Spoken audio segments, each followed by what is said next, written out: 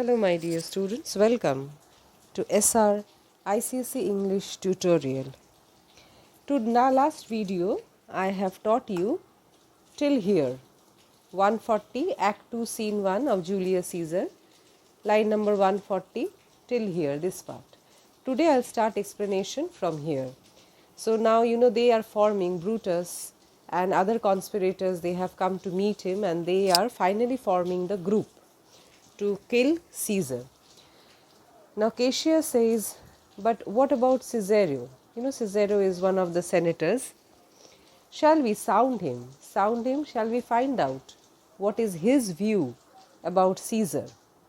I think he will stand very strong with us. Strong with us, he will support us. Casca says, let us leave him not. Let us leave him not. Let us definitely include him into our group. Cinna, no, by no means. No. Cinna says no, by no means. No, by no means. By no means he should not be left out. He should be included in the group. Metellus Cimber, oh, let us have him. Now Metellus Cimber gives some reasons why they should have Caesaro in their group. First is for his silver hairs. Silver hairs, he is old, he is elderly person and experienced. Silver hair means white hairs, sign of aging. So he is an aged person who is an experienced and will purchase as good opinion, his opinions will be in favor of us and by men's voices to commend our deeds. Men's voice, he will be able to influence people. He will be able to influence people to commend our deeds, commend to appreciate. He is an elderly person who will have a very good opinion. We will get good opinions or good suggestions from him. And he will be able to convince people, influence people. People will understand him, listen to him because he is an elderly person and commend our deed. People will appreciate us as liberators, that we have liberated Rome from tyrant Caesar. It shall be said, his judgment ruled out our hands. It shall be said by his judgment, his wisdom, his matured judgment, ruled out our hands, will be guided. Ruled out means people will think or people will have the opinion that he has guided. His wisdom, his matured wisdom and matured action has guided our hands, our action. Our youth and wildness, our youth means we are young people and wildness means rashness.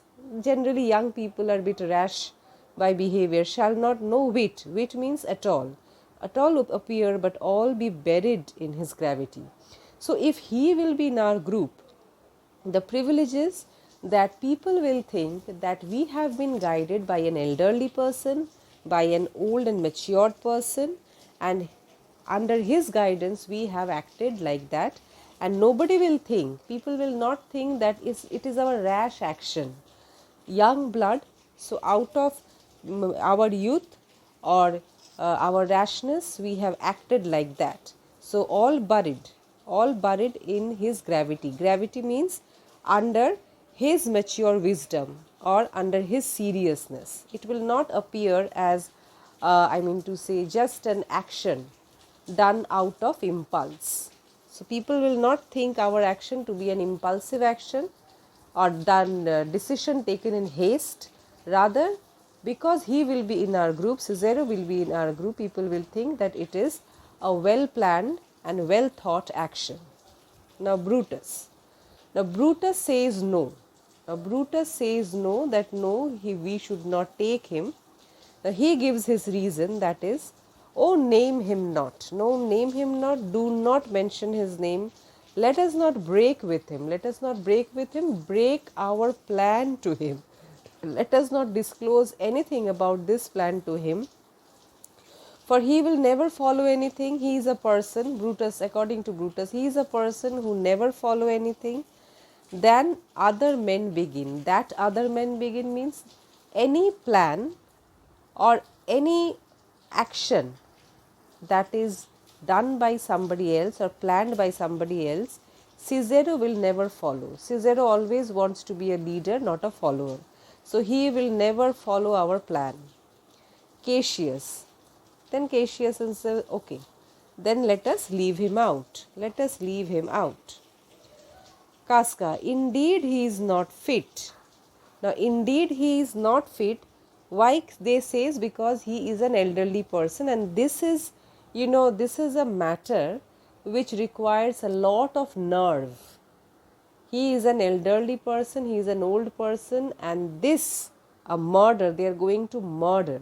So murder requires a lot of physical fitness, a lot of, nerve. It will put pressure on your nerves. So Cicero is old enough not to take all this. Decius.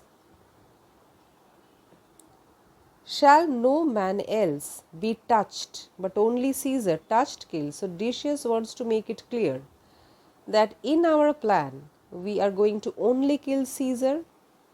Cassius. Decius, well urged, well said. It's a well asked, very good question you have asked. I think it is not meet, fit. It will not be appropriate. Mark Antony, so well beloved of Caesar, should outlive Caesar. So he is saying that according to Cassius, that it will not be wise for us to leave out Mark Antony. So Caesar's plan is to kill Mark Antony along with Caesar. Should outlive, should live after Caesar dies. We shall find of him a shrewd contriver. Why? First of all, he is a very cunning plotter. Contriver, one who plots. And his means his resources, his help, if he improve them, may well stretch so far as to annoy us all. So he has very good help, he has got lot of resources, and if he improve them, he makes use of those help, then may stretch so far, it can go too far to annoy us, harm us. So Mark Antony should not be left out. Which to prevent, let Antony and Caesar fall together. Which to prevent, in order to stop Antony after Caesar's death, it is better that Antony and Caesar both should be killed together. Brutus. What is Brutus's plan? Our course will seem too bloody. Now, according to Brutus, that if we kill two people, we have a good cause for killing Caesar. But what is the cause for killing Mark Antony? Only because he is a blind follower, or he loves Caesar blindly? Caius Cassius, to cut the head off and then hack the limbs. Bloody means it will look violent. To cut the head off. Who is this head?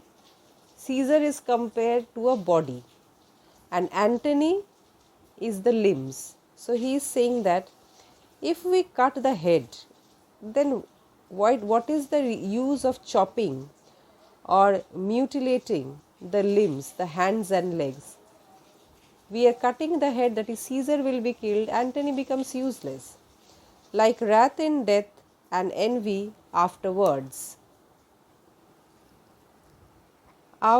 Like wrath in death and envy afterwards. That means we have killed Caesar out of anger, and then out of jealousy we are killing Mark Antony. So this killing of Mark Antony is useless. Useless means it will look more bloody. The deed will look more violent, more murderous.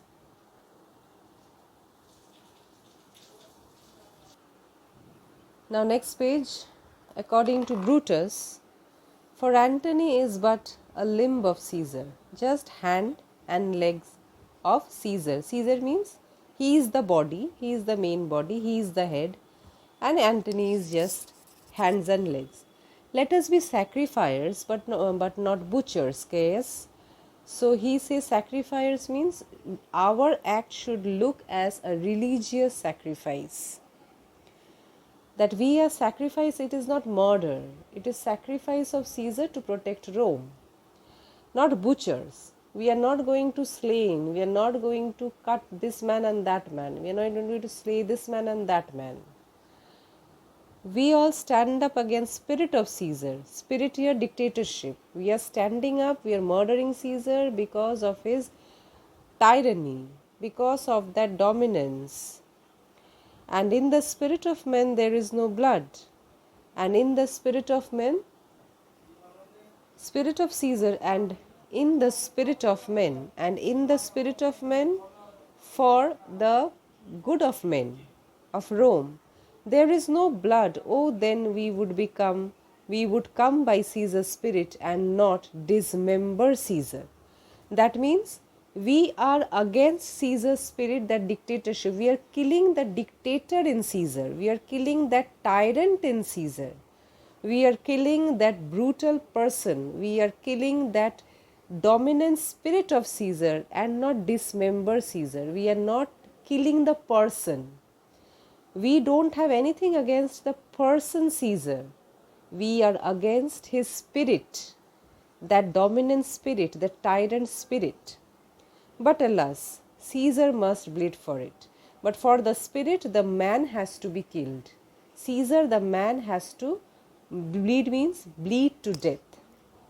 And gentle friends, let's kill him boldly.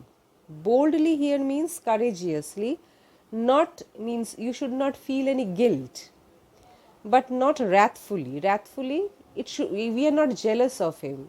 It should not look brutal. Okay, we are not killing him out of any envy, out of any jealousy, out of any anger, wrath. No. Let's carve him as a dish fit for gods. Dish for God means it should be like an offering. Offering to God. We are offering means sacrificing. We are sacrificing the brutal spirit, the tyranny of Caesar to God.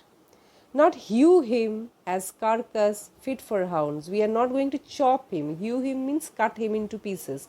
Chop him as carcass. Carcass means dead body, which is fit for hounds, to feed the hounds. And let our hearts as subtle as masters do. And our hearts should be crafty. Subtle means crafty. And let our hearts as subtle masters. Subtle master here means owner. Okay, subtle means very cunning masters, stir up their servants, they encourage some masters who encourage the servants to act of rage, to commit crime out of anger, and after seem to chide them, and then they will chide the servants. Why did you do it? So our heart has to behave like this. Our heart has to act like masters who will prompt or who will provoke the hands to commit the crime, and later we will then chide our hands. We will then scold our hands. This shall make our purpose necessary. We shall show our purpose. It was necessary to do. It was necessary to kill Caesar, not envious. It was not hatred. Out of hatred we did not kill Caesar. Purpose was necessary to kill Caesar, which so appearing to the common eyes. It should appear like that, common eyes to Romans. To Romans it should appear that we have killed Caesar to liberate Rome, not out of any jealousy or hatred. We shall be called purgers. So we should be called by the people. People will call us cleansers, purifiers, and not murderers. And for Mark Antony, think not of him. Think not of him. We don't have to bother about him. No need to give him so much attention, for he can do no more than Caesar's arm. He is just Caesar's hands. So when the Caesar's head is off, killed. When the head is cut, the arm cannot function. The hands have no function. It will automatically become useless.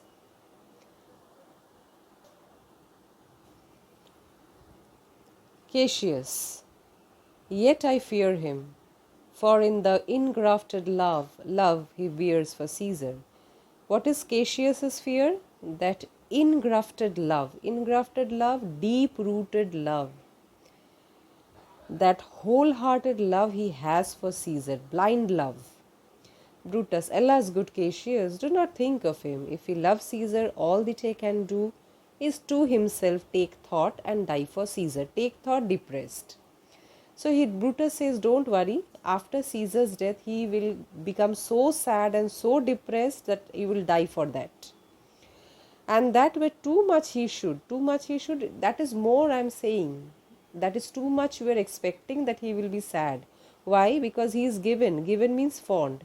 He is too much fond of sports, wildness means merrymaking, and much company. He is fond of company of his friends. So soon he will forget. Peace, Tribonius. There is no fear in him. Let him not die, let us not kill him. For he will live and laugh at this hereafter, and sometimes later, after this, he will be laughing at this business only. Now, Brutus, peace. Brutus, peace. Count the clock, the clock strikes. Cassius, the clock has stricken 3. So it's 3 a.m. morning. Break of dawn, not even dawn also.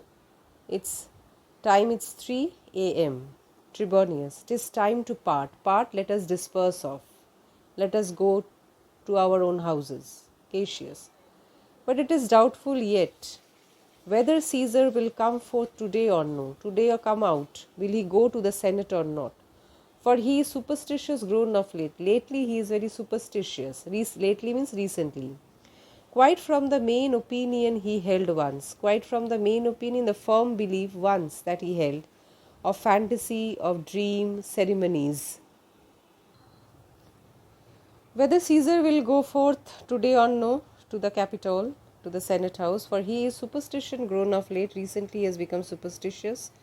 Quite from the main opinion he held once, main opinion, his belief, his opinions of fantasy, of dreams, of ceremonies. Ceremonies means predictions. So which he used to think or he believed, but recently those have changed. It may be these apparent prodigies. Prodigies means all unusual happenings. You remember that Casca said to Cassius. Casca reported that a night was very strange. A lion was seen on the street giving birth to babies, and owl was hooting in the market during the afternoon, which is a nocturnal creature, and women looking ghastly. They have seen the men burning their hands, this and that. So these are referred to as apparent prodigies. The unaccustomed terror of the night, that is unusual terror, that unusual happenings of the night, and the persuasion of his augurers. Augurer is a priest. If the priest says him not to go out, then he will not come, may hold him from Capitol today. So may stop the soothsayers, the priest, and he himself has become too superstitious. So he may not. There are chances that due to that unusual happenings of the night, Caesar may not come to the Capitol. So that crowning, because of the crowning only he will be called to the Capitol, and he has to come there. Now if he does not come, then their plan will fail, then it will not happen. So I stop my explanation here, this class today. If you find it useful and helpful, please share it with your friends and put a like and subscribe my channel. Meet you in the next video. Thank you.